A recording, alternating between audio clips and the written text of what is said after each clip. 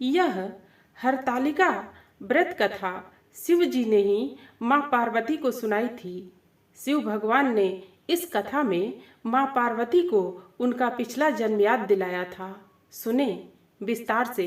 नमस्कार मित्रों, आज हम हरतालिका तीज पौराणिक व्रत कथा लेकर उपस्थित हैं।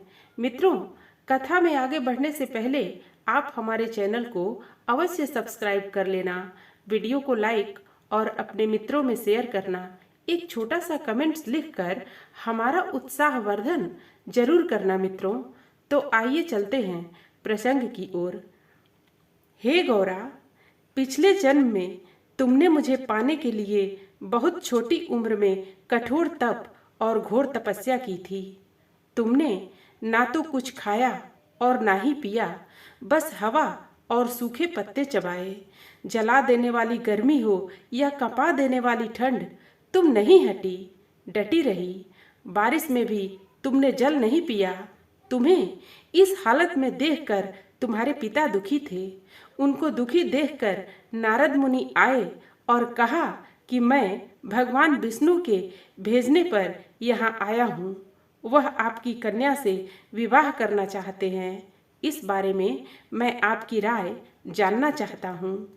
नारद जी की बात सुनकर आपके पिता बोले, अगर भगवान विष्णु यह चाहते हैं तो उन्हें कोई आपत्ति नहीं, परंतु जब तुम्हें इस विवाह के बारे में पता चला तो तुम दुखी हो गई। तुम्हारी एक सहेली ने तुम्हारे दुख का कारण पूछा तो तुमने कहा कि मैंने सच्चे मन से भगवान शिव का वरण किया है, किंतु मेरे पिता ने मेरा विवाह विष्णु जी के साथ तय कर दिया है। मैं विचित्र धर्म संकट में हूँ। अब मेरे पास प्राण त्याग देने के अलावा कोई उपाय नहीं बचा। तुम्हारी सखी बहुत ही समझदार थी। उसने कहा, प्राण छोड़ने का यहाँ कारण ही क्या है? संकट के समय धैर्य से काम लेना चाहिए। भारतीय नारी के जीवन की सार्थकता इसी में है कि जिसे मन से पति रूप में एक बार वरण कर लिया, जीवन पर्यंत उसी से निर्वाह करे। मैं तुम्हें घनघोर वन में ले चलती हूँ, जो साधना स्थल भी है और जहाँ तुम्हारे पिता तुम्हें खोज नहीं पाएंगे। मुझे पूर्ण विश्वास है कि ईश्वर अवश्य तुम्हारी सहायता करेंगे। तुमने ऐसा ही किया। तुम्हारे पिता तुम्हें घर में न पाकर बड़े चिंतित हुए और दुखी हुए। इधर तुम्हारी खोज होती रही, उधर तुम अपनी सहेली के साथ नदी के तट पर एक गुफा में मेरी आराधना में लीन रहने लगी। तुमने रेत के शिवलिंग का निर्माण किया। तुम्हारी इस कठोर तपस्या के प्रभाव से मेरा आसन हिल उठा और मैं शीघ्र ही तुम्हारे पास पहुंचा और तुमसे वर मांगने को कहा। तब अपनी तपस्या के फलीभूत मुझे अपने समक्ष पाकर तुमने कहा, मैं आपको सच्चे मन से पति के रूप में वरण कर चुकी हूँ।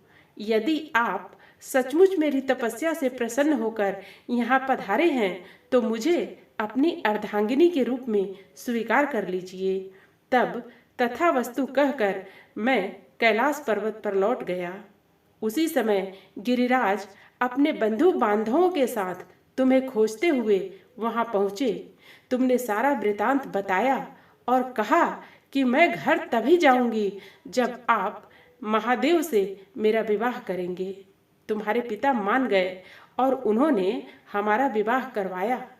इस व्रत का महत्व यह है कि मैं इस व्रत को पूर्ण निष्ठा से करने वाली प्रत्येक स्त्री को मनवांछित फल देता हूँ।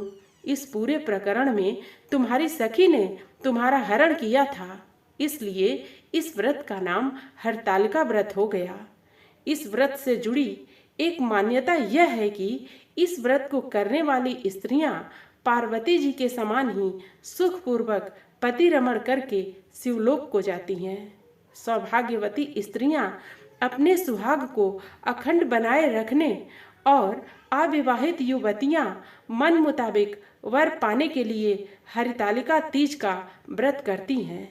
इस दिन व्रत करने वाली स्त्रियां सूर्योदय से पूर्व ही उठ जाती हैं और नहाकर पूरा श्रृंगार करती हैं। पूजन के लिए केले के पत्तों से मंडप बनाकर गौरी शंकर की प्रतिमा स्थापित की जाती है। इसके साथ पार्वती जी को सुहाग का सारा सामान चढ़ाया जाता है। रात में भजन कीर्तन करते हुए जागरण कर 3 बार आरती की जाती है और शिव पार्वती विवाह की कथा सुनी जाती है। इस व्रत के व्रती को शयन का निषेध है। इसके लिए उसे रात्रि में भजन कीर्तन के साथ रात्रि जागरण करना पड़ता है। प्रातःकाल स्नान करने के पश्चात श्रद्धा एवं भक्ति पूर्वक किसी सुपात्र सुहागिन महिला को श्रृंगार सामग्री, वस्त्र, खाद्य सामग्री, फल, मिष्ठान एवं यथाशक्ति आभूषण का दान करना चाहिए। रेत के शिवलिंग बनाए हैं तो उनका जलाशय में विसर्जन किया जाता है और खीरा खाकर व्रत को संपन्न किया जाता है। जय शिव। तो फिर मिलते हैं अगली प्रस्तुति के साथ। धन्यवाद।